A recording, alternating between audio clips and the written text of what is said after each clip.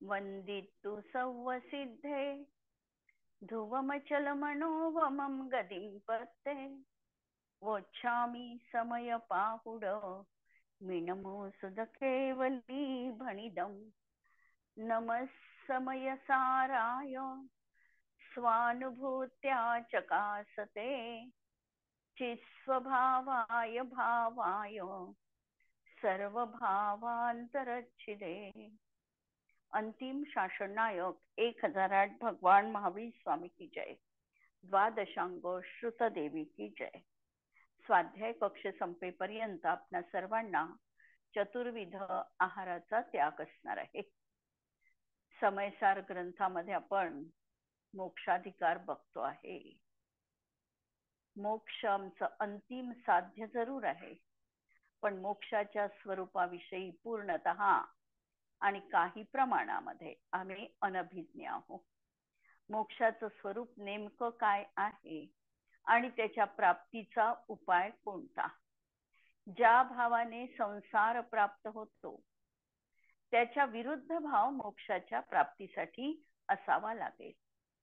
ज्या शुभ अशुभ भावांनी आम्ही बंध करतो त्याच्या विपरीत वितराग भाव हा मुक्तीचं कारण असणार आहे।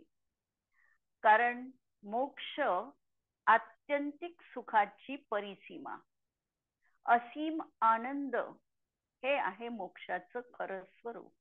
आणि असा जर आम्हाला मोक्ष प्राप्त करायचा असेल आणि तो आहे स्वाधीन, स्वावलंबी, स्वतःच्याच माध्यमातून आम्ही त्याला प्राप्त करू शकतो।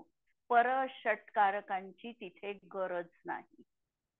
मग आता यासाठी आम्हाला आमच्याच द्वारा आत्मिक पुरुषार्थ करून आत्मतत्वाची उपलब्धी करून घ्यावी लागेल। आत्यंतिक सुखाची झलक अंशिक रूपामध्ये पहिल्यांदा अनुभवता येईल आणि नंतर त्याचं विकसित रूप पूर्णतः प्रगटीकरण म्हणजे मोक्षाची अवस्था असणार आहे।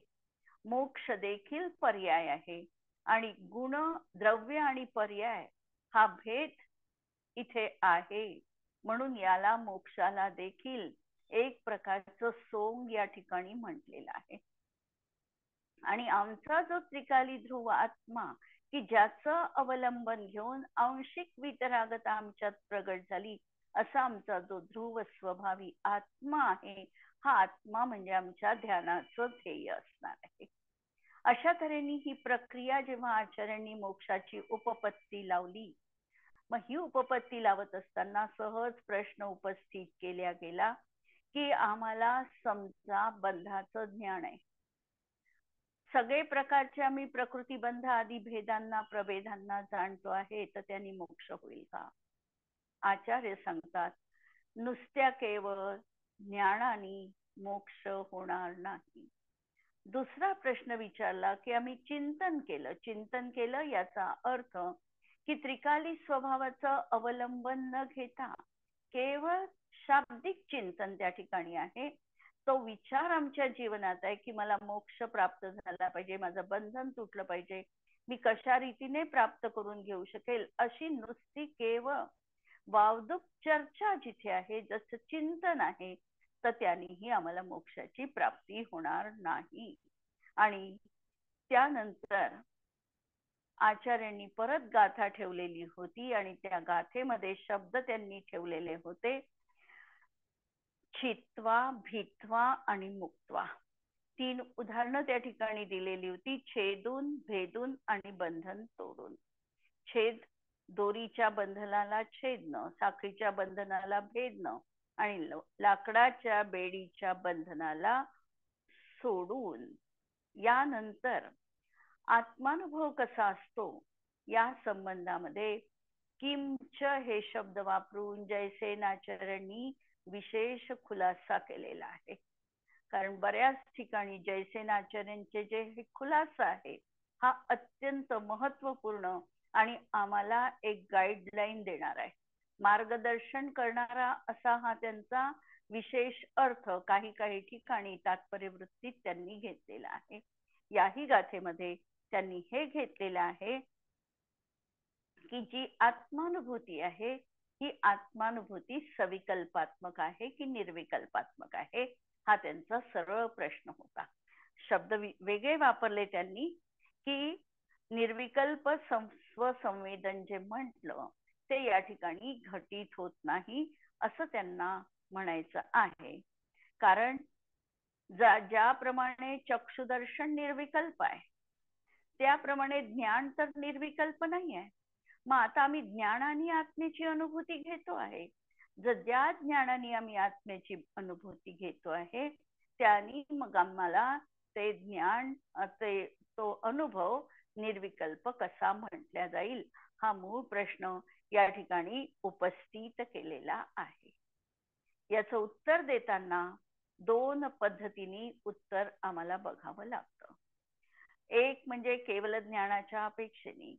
केवल ज्ञानाच्या अपेक्षेने बघितलं आम्ही तर ज्ञान गुण हा तिथे सर्वत्र निर्विकल्प आहे. त्यामुळे आमचं जे अखंड अभेद ज्ञान म्हटलं, तो ज्ञान गुण निर्विकल्प आहे. आणि जर आम्ही तिथे सविकल्पात्मकपणा लावायचा असेल तर ती ज्ञान गुणाची जी पर्याय आहे, केवल ज्ञान रूप पर्याय जी आहे, ती सविकल्पात्मक आहे. सविकल्पात्मक आहे याचा अर्थ ती पर्याय स्व आणि पर दोहोंनाही जाणण्याचं कार्य करते आहे. आणि जाणत असताना, परवस्तू जाणत असताना साकल्याने एकमेक गोळाबेरीज रूपाने जाणत नाही. प्रत्येक द्रव्याचं पृथक पृथक अस्तित्व, आणि पृथक अस्तित्व केवढं विराट, तर अनादी कालापासून अनंत काळपर्यंतच्या होणाऱ्या पर्यायी प्रत्येक वस्तूच्या त्यांच्या ज्ञानामध्ये स्पष्टपणे एका समयाच्या पर्यायीत ज्ञात होतात. हा त्यांच्या केवल ज्ञानाचा सविकल्पात्मकपणा आहे. ही केवल ज्ञानीच्या दृष्टीतून गोष्ट झाली. पण आम्हाला तर केवल ज्ञानीसाठी आमचं तर कथन आम्हाला दूर आहे, आमचे तिथपर्यंत हात पोचत नाही. आम्हाला तर आमच्या स्तरावर काय चालतं हे आम्हाला पहिल्यांदा समजावं लागतं. चौथ्या गुणस्थांवरती जे ज्ञान आमचं किंवा अनुभूती आमची असणार आहे, ती सविकल्पात्मक आहे की निर्विकल्प आहे. केवल ज्ञानासारखं तर आम्ही निर्विकल्प म्हणजे वितरागी बनलो नाही. मग आमचं ज्ञान आज तर कशा आहे, सहित ज्ञान आहे. आणि आम्ही पण आत्ताची आमची ज्ञान पर्याय पण स्वपर प्रकाशक आहे. मग आता या ज्ञानाला चौथ्या गुणस्थांवरती पासून सविकल्पात्मक म्हणायचं की निर्विकल्पात्मक म्हणायचं, हा प्रश्न काल आपण थोडक्यात आचार्यांच्या शब्दात बघितला. आज त्याचं विशेष स्पष्टीकरण आपण आपल्या दृष्टीतून म्हणजे आपल्या शब्दातून बघणार आहोत. प्रश्न पहिल्यांदा लक्षात आलेला आहे सगळ्यांच्या. याचं उत्तर सांगताना सांगितलं की ज्याप्रमाणे विषयामध्ये आनंद असतो, आम्ही विषय भोगतो त्यावेळेला आम्हाला आनंद येतो, विषयांमधलं सुख आहे असं वाटतं. आणि सराग संवेदन ज्ञान या दृष्टीतून सराग संवित्ती विकल्प रूपाने आमचे ज्ञान सविकल्पात्मक आहे. अशा वेळेला जर एखाद्या जीवाला आत्मानुभूती झाली असेल तर ती आत्मानुभूती सुद्धा सूक्ष्म विकल्पाचा सद्भाव असताना सुद्धा, म्हणजे त्याच्या ज्ञानात त्याचा उपयोग आत्मतत्वाशी तदाकार झालेला आहे, एकाग्र झालेला आहे, तरी देखील पर्यायीमध्ये त्याच्या देखील विकल्पांचा सद्भाव आहे. जोपर्यंत पूर्ण वितरागता प्राप्त होत नाही तोपर्यंत ही दशा विद्यमान असणार आहे. याप्रमाणे त्या दशेमध्ये देखील ही सविकल्पात्मक भूमिका त्याची असणार आहे. आणि परंतु मुख्यता कशाला आहे, मुख्य आणि गौण रूपाने आम्हाला बघायचंय. मुख्यता ही आत्मानुभूतीमध्ये आहे आणि तिथे विकल्प नाही, आणि म्हणून त्याला निर्विकल्प म्हटल्या जाते. म्हणून स्वशुद्धात्म संवित्ती रूप वितराग संवेदन ज्ञान शब्द आहे जयसेनाचार्यांचे. हे शब्द आम्ही 3-4दा उच्चारले तर आम्हाला त्याचा अर्थबोध निश्चितपणे होतो, आणि त्या शब्दांची महती किंवा त्या शब्दांचं माधुर्य देखील आम्हाला प्रतीती देतं. आचार्यांचे मूळ शब्द पहा आणि त्या मूळ शब्दांना आमच्या स्मरणात ठेवण्याचा प्रयत्न करा. कारण त्या शब्दांमध्ये जो गाभा आहे, जे रहस्य आहे, ते आमच्या साध्या शब्दांमध्ये नाही. म्हणून स्वशुद्धात्म संवित्ती रूप म्हणजे अनुभूती रूप वीतराग संवेदन ज्ञान. कठीण काहीच नाही याच्यामध्ये, अत्यंत सोपं आहे. अशा तऱ्हेने एक आकारवाला होण्याने सविकल्प रूप असतानाही बाकीच्या अनिश्चित सूक्ष्म बाह्य विकल्पांचा सद्भाव असताना सुद्धा त्याची मुख्यता नसल्याने शुद्धात्म्याची अनुभूती निर्विकल्प म्हटल्या जाते. बस हे सांगायचं या ठिकाणी की मुख्यता कशाची आहे. मुख्यता आत्मानुभूतीची आहे. तिथे तो एकाग्र झालाय, तिथे तो समरस आहे आणि त्याच्या पर्यायी येईना का हे अशा प्रकारचे विकल्प, पण त्या विकल्पांनी तो विचलित होत नाही. त्याचा शुद्धात्म्यावर एकाग्र रूपाने स्थिर असतो आणि म्हणून ती अनुभूती जी आहे ती निर्विकल्प म्हटल्या गेलेली आहे. इहामती ज्ञानपूर्वक अथवा बुद्धिपूर्वक स्वसंवित्तीच्या आकाररूप प्रतिभास होत असताना सुद्धा त्या समयात अनिश्चित सूक्ष्म बाह्य विकल्प होतात आणि त्या कारणाने स्वपरप्रकाशकपणा पण ज्ञानामध्ये सहज सिद्ध होतो. म्हणजे अनुभूती सुरू आहे, पण अनुभूती सुरू असताना ज्ञानाचा स्वभाव जो स्वपरप्रकाशक आहे तो आत्म्याला जाणतोय, तिथे तदाकार आहे आणि बाह्य विकल्प त्यांच्या ज्ञानामध्ये येतात आहे. बाह्य पदार्थ परप्रकाशकपणा असल्यामुळे त्यांच्या ज्ञानाचे ज्ञेय बनत आहे, पण तिथे त्याला मुख्यता नाही, गौणता आहे. आणि अशा तऱ्हेने आत्मा तिथेही स्वपरप्रकाशक आहे. याप्रमाणे निर्विकल्प आणि सविकल्प ज्ञान आणि स्वपरप्रकाशक ज्ञानाचे कथन अत्यंत स्पष्ट रीतीने जयसेन आचार्यांनी सांगितले. आचार्य जयसेनांच्या कथनानुसार ही गोष्ट अत्यंत स्पष्ट आहे की आत्मानुभूतीच्या काळी आत्मा मुख्य रूपाने स्वला आणि गौण रूपाने पराला पण जाणतो. असं नाही की केवळ स्वला जाणतो आहे, तो मुख्य रूपाने स्वला जाणतोय, गौण रूपाने पर त्याच्या ज्ञानामध्ये जाणले जाणारच आहे. जसं केवल ज्ञान आहे, केवल ज्ञानामध्ये परपदार्थ देखील त्यांच्या स्वच्छत्व शक्तीमुळे झळकतात. निश्चय नयनी ते आत्मज्ञ आहे आणि व्यवहार नयनी ते सर्वज्ञ म्हटल्या जातात. त्याप्रमाणे अनुभूतीच्या काळी हा आत्मा मुख्य रूपाने आत्म्याला जाणतो आहे, पण त्याच समयात पर देखील ज्ञेय त्याच्या ज्ञानामध्ये विषय बनतात आहे. तसंच ज्ञानाचा स्वभाव सविकल्पात्मक असल्यामुळे कारण परपदा म्हणजे जाणत असताना तो आकार सहित जाणतो. विकल्प म्हणजे आकार आणि पदार्थाच्या आकार सहित जाणतो, गुण सहित जाणतो, म्हणून ज्ञानाचा स्वभाव सविकल्पात्मक आहे. अनुभव काळी पण ते सविकल्पात्मकच असते, कारण त्यांची आत्मसंमिती साकार म्हणजे सविकल्प आहे. आणि तेव्हा अनिश्चित सूक्ष्म बाह्य विकल्प पण असतात, पण त्याला गौण करून आत्मानुभवाला निर्विकल्प म्हटल्या जाते. याप्रमाणे आत्मानुभव कथनचित सविकल्प आणि कथनचित निर्विकल्प आहे. यातही सविकल्पात्मक आहे ही गोष्ट वस्तुस्थितीवर आधारित आहे आणि ज्ञानाच्या स्वपरप्रकाशकतेवर आधारित आहे. अन्यथा अनुभव काळामध्ये ज्ञान स्वपरप्रकाशक मानता आलं नसतं, पण आत्मा प्रति समय स्वपरप्रकाशक आहे, त्यामुळे त्याही समयात तो परप्रकाशिक आहे. स्वसंवेदन ज्ञानाला दोन कारणांनी सविकल्प म्हटले. एक तर ते स्वयं स्वभावाने साकार आहे. स्वभावाने साकार आहे म्हणजे ज्ञान हे भेद करून विशेषाला आकार सहित जाणत, म्हणून ज्ञान सविकल्प आहे. आणि दुसरं, स्वसंवित्तिकाला सूक्ष्म बाह्य विकल्पांचा सद्भाव आहे, म्हणून सविकल्प आहे.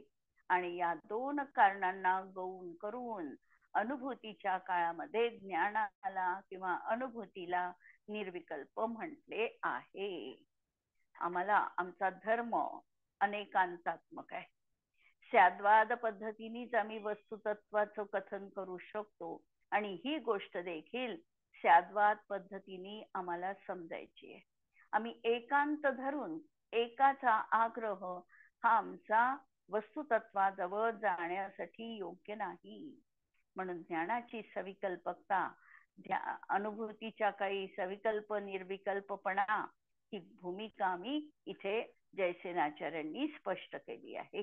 आणि या गाथेचा प्रयोग आमच्या जीवनात आम्ही काय करू शकू, तर संसार मूल कर्मबंधनापासून सुटण्यासाठी, संसाराचं मूळ कारण कर्मबंधन आहे. कर्मबंधन आहे हे कथन उपचरित असद्भूत व्यवहार नयनी, अनुपचरित असद्भूत व्यवहार नयनी आहे. हा जीव कर्मबंधनाने बांधल्या गेला आहे, हे कथन कोणत्या नयात बसेल, तर हे कथन बसणार आहे अनुपचरित असद्भूत व्यवहार नयात. आणि यात अशा या असद्भूत व्यवहार नयातून आम्हाला सुटायचं आहे. त्यासाठी आम्हाला आमचा स्वाधीन मार्ग शोधावा लागेल, आणि आमच्या ज्ञान स्वभावामध्ये, अंतस्तत्वामध्ये आम्हाला एकाकार व्हावं लागेल. समयसार मध्ये प्रामुख्याने कोणतीही गाथा जर आम्ही उघडली तर आम्हाला भेदविज्ञानाची प्रधानता दिसते, आणि शेवटी आम्ही आमच्या जीवनात ती गाथा कशी कशी अप्लाय करायची हे तंत्र जर आम्हाला शिकायचं असेल, तर एक क्षण अंतर्मुख होऊन त्या गाथेचा जो गाभा आहे हा आमच्या हृदयाला स्पर्श करतो का, हे आम्हाला बघायचंय. आता निर्विकल्प सविकल्पात्मकपणा सांगितला. एक क्षण आम्ही अनुभवायचं की मी आत्मेची अनुभूती घेते आहे, नसली घेत तरी म्हणायचं की मी घेते आहे अनुभूती, आणि ही अनुभूती माझी सविकल्पात्मक आहे की निर्विकल्प, स्वतःला प्रश्न विचाराय, आणि त्या प्रश्नांचं उत्तर आम्हीच आमच्या माध्यमातून द्यायचं आहे. की ज्ञान जाणतं आहे, ज्ञान जाणतं आहे तर एकट्या आत्म्याला तर ते जाणत नाही, कारण ज्ञान स्वपरप्रकाशक आहे. मग ते आत्म्यालाही जाणतं आहे आणि परालाही जाणतं आहे. पण यामध्ये गौण मुख्य व्यवस्था आम्हाला करता येऊ शकते, कारण जाणत असताना आस सागायत पराला मुख्यता देऊन जाणलं आणि स्वला उपेक्षित ठेवलं. आता उलट चक्र हलवायचंय, आमच्या आत्मतत्वाला मुख्य करायचं आहे आणि पराला गौण करायचंय. आमचं चक्र उलट झालं की आमची समस्या सुटणार आहे. ते मग सविकल्पात्मक आहे, निर्विकल्पात्मक आहे, असे ना कोणत्या तऱ्हेचं आहे, पण ती अनुभूती आम्हाला होते आहे हे त्या ठिकाणी अनुभवायचं आहे. यानंतर गाथा येणार आहे पुढची, की आता नेमकं आम्हाला कर्मबंधनातून सुटायचं तर काय करायचं, प्रश्न आहे. दोन गोष्टी आचार्यांनी सांगितल्या की यांनी प्राप्त होत नाही, यांनी प्राप्त होत नाही. मग कशाने प्राप्त होतं, मोक्षाचं कारण काय, हे पुढील गाथेत सांगतात. गाथा 292 नंबरची, खाली 92 नंबरची काल झाली. खालची गाथा पहा. बंध एवढाच मोक्ष हेतू आहे का, असा प्रश्न केल्यानंतर त्याचे उत्तर देतात. याचा बंधच्छेद हेच आमच्या जीवनामध्ये लक्ष आम्हाला केंद्रित करायचं आहे. आणि गाथा आम्ही बघतो आहे 293 नंबरची गाथा. बंधाणं च सहावं वियानिदुम् अपणो सहावं च बंधे सुजो विरज्यति शोकम् विमोक्षणं कुणदी. आता आम्हाला काय करावं लागणार आहे, जर आम्हाला द्विधाकरण करायचं आहे. आत्मा आणि बंध यांचं पृथक्करण करायचंय. दोन गोष्टी एकमेक झाल्यासारख्या दिसत आहे, पण त्या एकमेक नाही. त्यांच्यामधला संधी आम्हाला शोधायची आहे आणि त्या ठिकाणी आम्हाला दोन वेगळं करून अनुभवायचं आहे. तिथे दोन वेगळेपणा आम्हाला दिसायला पाहिजे. दिसला की प्रत्यक्षामध्ये देखील करता येईल. मग आता दिसण्यासाठी आम्ही काय करायचं? तर बंधाणम च सहावम, बंधाचा जो स्वभाव आहे आणि अपणो सहावम, आत्म्याचा स्वभाव, याला जाणून घेऊन जो जीव बंधापासून विरक्त होतो, तो जीव कर्मबंधनातून सुटका करतो. बंधाचा स्वभाव काय आणि आत्म्याचा स्वभाव काय? आत्म्याचा तो स्वभाव मी सांगू शकतो, चैतन्य हा आत्म्याचा स्वभाव आहे. आणि बंधाचा स्वभाव काय? बंधाचा स्वभाव आहे ज्ञानाचा विषय बनणं. आत्मा जर चेतक आहे तर बंध चेत्य आहे, जाणण्या जाण्या योग्य आहे आणि सोडण्या योग्य आहे. म्हणून बंधाच्या स्वभावाला जाणा. आत्मा जर चेतन रूप आहे तर बंध अचेतन रूप आहे.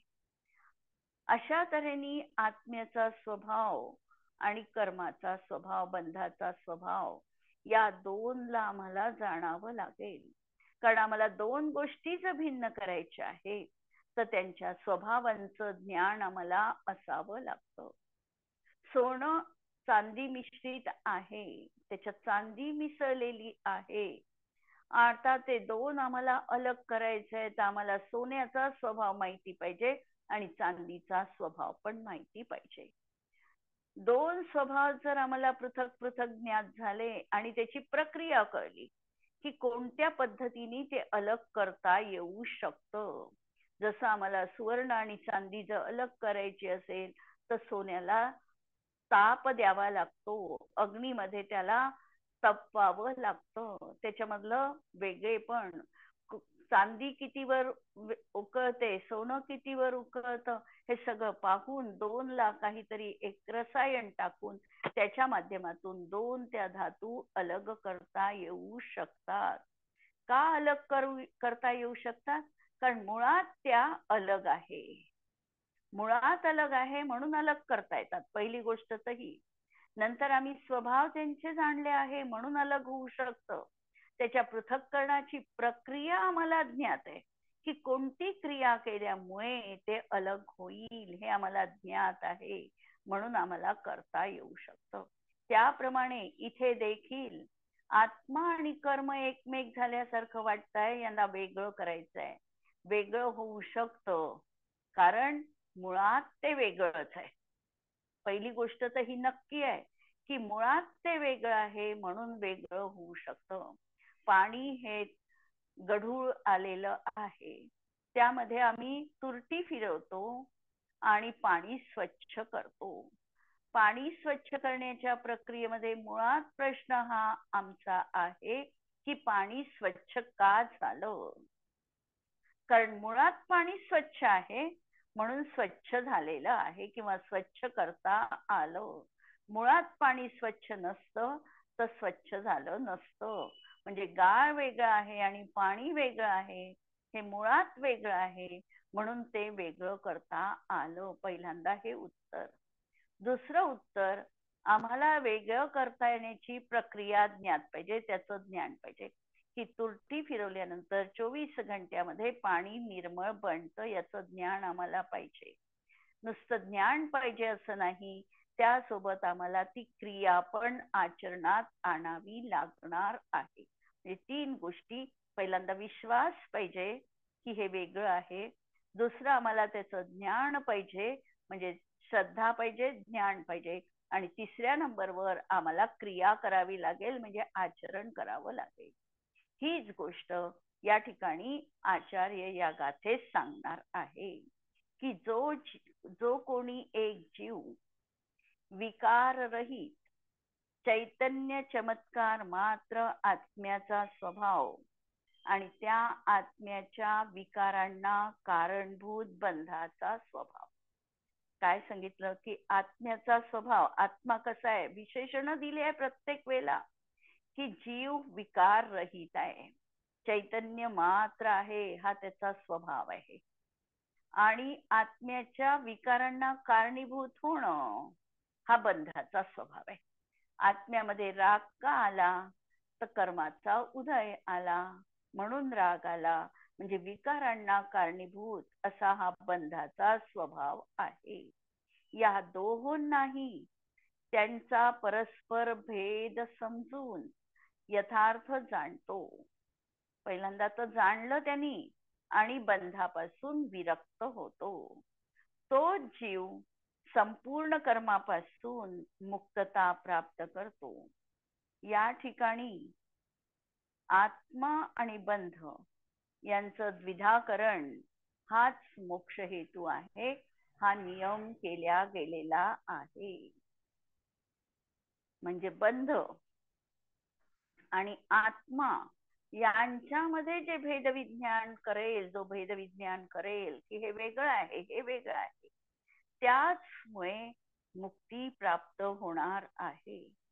म्हणून या वाक्याने जे केवळ विचार करणारे आहे, जे केवळ ज्ञान करणारे आहे, त्या दोहोंनाही आत्मा आणि बंध या द्विधाकरण करण्याची आचार्यांनी प्रेरणा दिलेली आहे की तुला ज्ञान आहे, तू क्रिया कर, आणि तू क्रिया करत असताना तशी श्रद्धा कर. कर्मापासून सुटणं म्हणजे मोक्ष. हे कथन कसं झालं, मी हा जीव 8 कर्मांपासून सुटला, 8 कर्मांनी रहित होणं म्हणजे मोक्ष.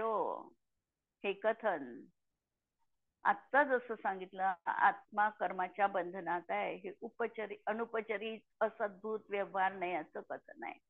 त्याप्रमाणे आत्मा द्रव्य कर्मापासून सुटला, हे कथन कसं आहे, तर निमित्त सापेक्ष आहे, अनुपचरित असद्भूत व्यवहार नाही असं म्हणेल की आत्म्याला द्रव्य कर्माचा नाश झाला, आत्म्याच्या द्रव्य कर्माचा नाश झाला. आता याच्यामध्ये बारीक गेलं तर आणखी अनेक गोष्टी आहे. कारण द्रव्य कर्माचा नाश झाला असा मी व्यवहारांनीच म्हणतो आहे, कारण कोणतंही जगामधलं द्रव्य नष्ट होऊ शकत नाही. कर्म जे आहे ते कर्म कर्मांवर्गणा रूपाने परिणत होऊन गेलं. जी त्याची कर्मरूप संयुक्त दशा होती, आत्माशी त्याचा जो परस्पर अवगाह संबंध होता, हा सुटला आणि ती ओरिजिनल स्वतःच्या स्वरूपामध्ये प्राप्त झाली. हा आहे द्रव्य कर्माचा नाश होणं. हे कथन कशाने झालं, निमित्ताच्या प्रधानतेने हे कथन झालं. दुसरं आम्ही जेव्हा म्हणतो की हा आत्मा भाव कर्मानी रहित झाला, त्यावेळेला सुद्धा हे कथन अशुद्ध निश्चय नयाच्या अपेक्षेत बसतं. कारण भाव कर्माचा करता कोण, समयसार मध्ये त्याचं उत्तर आश्रवाधिकारामध्ये दिलं की भाव कर्माचा करता ज्ञानी जीव नाहीच, अज्ञानी त्याचा करता आहे. म्हणून भाव कर्माचा करता म्हणजे रागद्वेषादी कर्माचा करता कोण, सापेक्षपणा पाहायचा, एकांत लावायचा नाही. जर मी म्हटलं अज्ञानी आत्मा, तर एका दृष्टिकोनातून आम्हाला ते कथन आहे. दुसरा नाही त्यावेळेला म्हणेल नाही, ते तर भाव तुझ्यातच झाले, तूच त्याचा करता आहे, अशुद्ध निश्चय नाही मान्य करेल. नय सापेक्षता हा आमच्या स्मरणात नेहमी विषय असावा. म्हणून आत्म्यानी आत्म्याचा भाव कर्मापासून आत्मा सुटला, हेही कथन अशुद्ध निश्चय नयामध्ये बसतं. आत्म्यानी साक्षात अशा तऱ्हेने स्वरूपाची प्राप्ती करून घेतली, केवल ज्ञानादी पर्याय त्याला प्राप्त झाले. हे कथन देखील अनुपचरित सद्भूत व्यवहार नयाचा विषय आहे. कारण या ठिकाणी देखील पर्याय आणि द्रव्य असा भेद केला, भेद विवक्षित आहे म्हणून हे कथन त्या दृष्टीतून त्या नयाचा विषय बनला. आणि आत्म्यानी आपली परम शुद्ध अशी दशा प्राप्त त्याला झाली. तो निर्विकल्प, अनादि अनंत, अखंड आत्मस्वरूपतेला पोहोचला. आता हे सगळं कथनामध्ये आमचा असा तऱ्हेने जरी हा परमशुद्ध निश्चय नाही असेल तरी देखील एका दृष्टीने अनिर्वचनीयता जर बघायची असेल तर त्याविषयी न बोलणंच श्रेयस्कर आहे. तर अशा रीतीने हे सगळं उपादान सापेक्ष कथन कोणतं, निमित्ताधीन कथन कोणतं, अंतरंग निमित्त कारणाच्या अपेक्षेने कशाला आम्ही मोक्ष म्हणू शकू, या सगळ्यांचा विचार या ठिकाणी आम्ही केलेला आहे.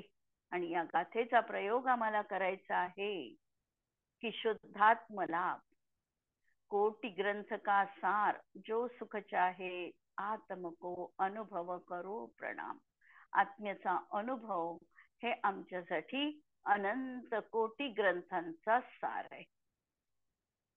म्हणून प्रत्येकाची आंतरिक इच्छा, प्रत्येकाची आंतरिक ओढ मला आत्मानुभूती या भवात तरी व्हावी, आणि त्यासाठी काय करायचं तर मला माझा स्वभाव जाणून परविकार किंवा बंध स्वभाव त्यालाही जाणायचंय, दोन्हीला जाणायचंय. एकाला जाणून काम भागणार नाही. आत्मस्वभाव जाणावा लागेल आणि बंधाचाही स्वभाव मला ज्ञात असला पाहिजे. आत्मा मला ग्रहण करायचा आहे आणि बंध मला सोडायचा आहे, या भावनेपूर्वक बंध भावापासून विरत होऊन आत्मस्वभावामध्ये रममाण होणं, हे या ठिकाणी या गाथेचं प्रयोजन असणार आहे.